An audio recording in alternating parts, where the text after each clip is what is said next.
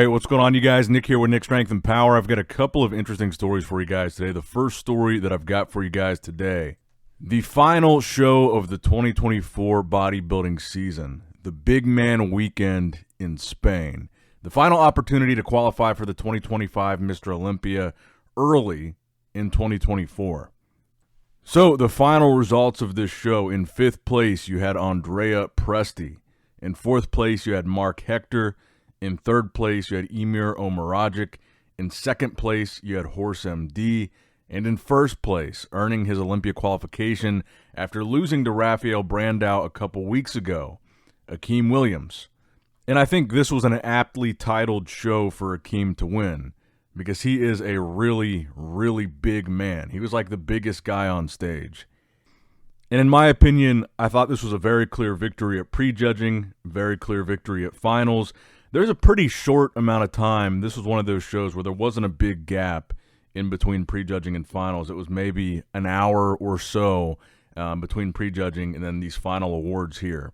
So not a whole lot of time for much to change between prejudging and finals. But there are a couple of things that I want to point out here. So what you're looking at right here is the top 4 comparison call out. So you had Emir Omaragic in the blue trunks, Akeem Williams in the green trunks, Horse MD in the black trunks, and on the end there in the purple trunks, Mark Hector. So I wanted to start with Mark, the guy in the purple trunks. He's been gone for a while. He had quite the hiatus from stage due to an injury. I believe the commentator said it's been 2 whole years since he competed last. I thought he looked great here. Even though he was 4th place, I thought this was a really good comeback show for him. Very aesthetic physique. He looked like he had put on a lot of size since, I guess, 2 years ago now that we'd seen him on stage. I really, really liked the look that he brought here. Could have been a little bit sharper, which is probably what landed him in 4th, but I thought overall this was a really good comeback show for him, and I'm excited to see what he continues to do in the future. I thought he looked great here. Really liked his physique. Horse MD, again in the black trunks. Really good look for Horse. 2nd place to Akeem Williams, beating a lineup of 26 guys, aside from Akeem. I thought he looked much better here than he looked in Prague. I think you could probably make the argument this was one of the best, if not the best looks that Horse has had to date. I thought he looked really, really good. And apparently he's going to continue to compete and continue trying to get that qualification for the 2025 Mr. Olympia. I believe it was his coach that was on the commentary saying he's going to take a couple weeks break, and then early 2025 he's going to get back to it, trying to get his qualification. So he is earnestly trying to get to that Olympia stage next year. And I think based on what we've seen from him so far, he is going to achieve that. I thought he looked great here, and I think he probably will be able to win a show within the next year. And as far as Akeem, I can't say I'm super surprised. I think this is what most of us expected. He's been posting some really impressive updates, and this is just really delivering on the impressiveness of those updates. He looked great. I think most of us expected him to win, and he brought the look that won the show. I mean, it wasn't really anything shocking. Personally, I didn't think it was super close between him and Horse. I thought this was going to be a clear Akeem win, and that's pretty much exactly what we got. So let me know what you guys thought in the comment section below about the results of this show. I don't think this is going to be one of those ones that was super controversial. I think most people had Akeem winning this one. But let me know what you guys thought anyway in the comments down below. Now, next up in the news, I think this is a really important story here. So there's an amateur level bodybuilder that a lot of people have been talking about lately. His name is Elliot Dermond, and he's been preparing for the upcoming NPC Nationals. I've seen his name a lot. I've seen his pictures a lot. A lot of people were talking about this guy as being the next big thing and really excited for the package that he's bringing to Nationals. But Elliot recently put up a really lengthy post explaining that the 2024 season is over for him. He's not going to be doing Nationals, and he says the reason was health issues.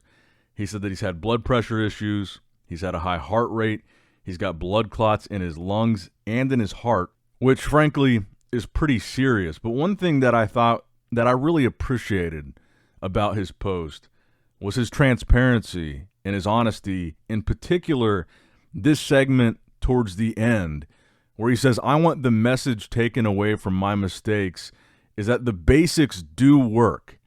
You do not need crazy high doses. and the next best thing will never match the hype. I was taking far too much, and I do not necessarily even mean AAS. I was, without my coach's permission, trying and taking products and compounds that I believe, and medical professionals believe, caused all of this to happen, at least to a certain degree. And he also mentions overdoing cardio, over-dieting, overtraining, etc. But I do think the important takeaway from this is the transparency that he's having with these health issues, that he's telling people, A, I'm having these, and B, I think my bodybuilding lifestyle and the drugs that I was taking directly contributed to what is happening to me medically. Because honestly, that's something that a lot of bodybuilders don't do. There are bodybuilders, big name bodybuilders, that have had serious health issues that never said anything publicly. And a lot of the times when they do have these serious health issues, a lot of them would never directly say bodybuilding contributed to this or drugs contributed to this. They would kind of brush it off or just kind of beat around the bush about what the possible cause was. And I think this message coming from Elliot is especially important considering the fact that he's an amateur bodybuilder in the NPC. He's a guy that a lot of people are calling the next big thing. So there's probably a lot of younger guys, amateur guys, newer guys into bodybuilding that are following him and looking up to him, that this is going to be a very important message for, letting them know that there is a risk to this type of lifestyle and letting them know there is a thing as overdoing it. Because one thing that struck me when I was reading this post, all these medical issues and all these things that he was listing out that were wrong with him, one thing that really struck me was that he's only 25 years old. That's extremely young to be having life-threatening health issues like this. And to be fair, that's what they are. This is life-threatening stuff. And for him to really kind of admit that it was directly caused, at least to some extent, by his bodybuilding lifestyle and the drugs, I think is a very important, impactful message to younger guys that are pursuing bodybuilding and might want to be the next big thing like him. Because I gotta say, I've seen the pictures. He looks really impressive. He's got a crazy great physique. I'm sure there's a lot of people that want to look like him, especially the younger guys at the NPC level. The guy looks fantastic. And he was one of the reasons I was excited to watch Nationals this year. But I just wanted to make sure that I included this in this video because I think it's a really important message. I think it's a really important warning, kind of a cautionary tale sort of thing that could benefit a lot of people that are watching this video. And at least even to the extent of just do your blood work, get checked. You don't necessarily have to let this discourage you from competing in bodybuilding, but maybe be more careful about it. I'm sure this could help a lot of people. So I wish him a speedy recovery, and I hope he's able to get past all this. Now, next up in the news, the most recent physique update from Samson Dauda as he prepares for the 2025 Arnold Classic, which is now just about 12 weeks away. And it's pretty crazy to think that it's coming up that quickly, but today was also the deadline for the Arnold Classic registration for the athletes to submit their letters of intent, their applications, if you will. So I would expect that potentially we might even see the Arnold Classic invitation list as early as this week because today was the deadline, December 1st. But Samson, without a doubt, regardless of who else is in that lineup, is going to be the biggest name in there, being the current reigning Mr. Olympia. And I think will still be the favorite to win the show no matter who else is in the lineup because he's Mr. Olympia. And he also says in this update he's weighing 325 pounds, which is a weight that he says he used to feel like he was struggling to get to and maintain. And he said now it just kind of feels regular to him, which is kind of insane because we haven't really had a guy that's just walking around regular in the off-season at near 330 pounds since Big Ramy, and Samson is that guy now, albeit with a much more aesthetic physique than Big Ramy. And we already talked about this a lot in the last video, about the prize money. It's going to be another $500,000 if he wins the Arnold. That'd be $1.1 million between the Olympia and the Arnold because he won $600,000 at the Olympia. We already talked about how Andrew Jacked is doing the Arnold, but Hadi Chupin is not. I really don't think it matters who's doing this show at this point. With Hadi not being in it, I think Hadi would be the biggest threat to Samson not winning the Arnold. I really don't see anybody else right now jumping in this Arnold lineup that's going to beat Samson. I think this is his show. unless Hadi jumps in it. Because Hadi is the conditioning king, and I feel like that's really Samson's only Achilles heel at this point, is if he slips on conditioning, Hadi would be able to beat him. But Hadi's not going to be there, so I think even if Samson doesn't look as good as he looked at the Olympia, he'd probably win the Arnold. And if he looks better than the Olympia, he'll definitely win the Arnold. And I kind of want to echo what I said in that last video again. When you're talking about these numbers, like 325 pounds, even though a lot of people say the scale doesn't matter, it's about what you look like on stage next to the other guys. When you see these crazy numbers, though, it does make you wonder if Samson could be the next guy that has a reign at the Olympia of 2, 3, 4, 5, 6 titles. Because his stats, like that weight and his height, are stats that 90% of the other pros just don't have. And those are the type of stats that I feel like would carry somebody to a multi-title Olympia reign. And the last guy that won more than one title in the past 6 years was Ramy, another 300-plus pounder. And so if you look a little bit more into the future, past the Arnold into the Olympia, I don't know if the Olympia is going to keep it the same, if they're going to keep it at $600,000 or raise it again. But let's say they keep it at $600,000. And then within a 1 year span of time, not a calendar year, but from this past Olympia to the next Olympia, if Samson is able to win the 2024 Olympia, the 2025 Arnold, and then the 2025 Mr. Olympia, talk about prize money. That'd be $1.7 million prize money for 3 bodybuilding competitions, which is just insane. And I think that shows that bodybuilding right now, as far as the pay that the athletes are getting, is trending in the right direction for sure. I feel like this has been a topic of conversation for a while in recent history, is bodybuilders not being paid enough when it comes to prize money. And seeing these kind of numbers, this is definitely trending the right way. And that's also why I'm kind of rooting for Samson, because if he is able to pull this off, and if he's able to win all 3, 2024 Olympia, 2025 Arnold, 2025 Olympia, he's kind of paving the way for the other guys, setting the bar very, very high, but showing them that it's possible to win crazy amounts of prize money just by competing in bodybuilding, not even including the sponsorships and endorsements and all that other shit, but just showing them this is what you can win just from competing. I think that's important. And that's why I'm kind of rooting for Samson to win the Olympia next year too, just to see him just kind of keep pushing that bar up. Because he had already had a crazy prize money year prior to the Olympia.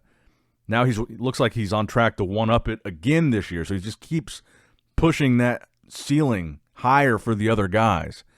But let me know what you guys think in the comments below about Samson's 325-pound kind of off-season look here. Personally, I think it's mind-blowing the way that his waist still stays that small at that size. I think it's just absolutely crazy. Now, next up in the news, we got a new guest posing from Keone Pearson, where he looks absolutely crazy, hitting that front double bicep, just insane. He's 220 pounds apparently at this guest posing, and again, just puts it in my mind how badly I want to see Keone do an open bodybuilding show. We've seen Clarita do it. We've now seen Bumstead do it. They were both relatively successful in open bodybuilding. We've seen Derek Lunsford win the open bodybuilding Olympia title after winning the 212 Olympia title. I think Keone seriously, realistically, could and would be the next guy that could do that. When Keone switched from Classic to 212, I said for years, Keone is going to win the 212 Olympia. I said it for years. And I'm saying now, I really genuinely think if Keone makes the move to open, he could win the open Olympia. I genuinely think that. And seeing him in this kind of bigger version of himself at this guest posing at 220 pounds, it is a little bit more close to that vision of an open version of Keone. And I think it just really showcases just the insanity of the genetics that Keone has. Again, that front double bicep, just the taper, the lats, just everything about that pose for Keone, I think some of the best bodybuilding genetics we're ever going to see. And I would even argue potentially better than Derek's. And the final story that I've got for you guys today. I saw this the other day, but I forgot to talk about it in a video, so I wanted to make sure I'd included it in this one. The latest physique update from Carlos Thomas Jr. We talk about these up-and-coming guys, who's going to be the next big thing, who's going to be the next star of open bodybuilding. Carlos Thomas Jr. is a guy that has all the tools to be that. We just haven't seen him really deliver on the conditioning or win an open pro show yet. And now that we're seeing the ascension of guys like Martin Fitzwater, shorter guys that have crazy physiques, I think it points back to guys like Carlos Thomas Jr. that we haven't seen in a little bit. And Carlos, the last I heard, Carlos is still doing the Detroit Pro, which is kind of in line with that what I just said about Martin, because that was the show that Martin and Good Vito both did. Had a crazy rivalry there. Martin looked fantastic, won that show, got to the Olympia, ended up placing top 4 at the Olympia. That was Good Vito's debut in the IFBB, and that was a relatively that was a new show. Not relatively, it was new, and new guys won it. So I saw this update from Carlos, and it just reminded me how insane his proportions really are. The dude's legs are insane. I mean, the fact that his waist is as small as it is, with legs as big as he has, is just, it's unreal. And his upper body, his arms are crazy, crazy taper. I really want to see this guy do big things in the IFBB because I think he has all the tools to do so. And I want to see him follow a similar career trajectory as like what we saw from Martin Fitzwater. Could we see Carlos Thomas Jr. win the Detroit Pro, get to the Olympia, and be a first call-out guy like Martin was able to do kind of out of the blue? But like I said, we just hadn't seen much from him in a while. I saw this update the other day. I forgot to talk about it. I wanted to make sure I put it in a video because just, again, reminded me this dude's proportions are just insane. But let me know what you guys think in the comments below about Carlos Thomas Jr. in this physique update. When do you think we'll see him on stage next? Like I said, last I heard, it was going to be the Detroit Pro. Maybe that could have changed. And do you think that Carlos has the potential to be one of the next young up-and-comers like Martin, like Good Vito, and really make a heavy splash if he's able to get to the Olympia? Let me know what you guys think down below. That's going to wrap it up for the video, guys. I hope you did, in fact, enjoy it. Make sure you like the video, subscribe to the channel, click that bell notification icon if you have not already. And as always, I love you guys, appreciate you guys. Nick Strength and Power, signing out. All right, guys, don't forget to click that like button and subscribe to this channel if you enjoy the content. Also, check out my Instagram at NickStrengthPower. My Facebook page, which is simply Nick Strength and Power. My secondary YouTube channel, Nick Strength and Vlogs, for vlogs and bonus content that you will not see on this channel. And consider subscribing to my third YouTube channel, Nick Strength and Pokemon, which is all things Pokemon and trading card games, completely unrelated to this channel. So if you're into that, give that one a look. And all links to merchandise and social media will be in the description box below. If you guys want a Nick Strength and Power t-shirt, that will be in the Shopify link below. Have a great day.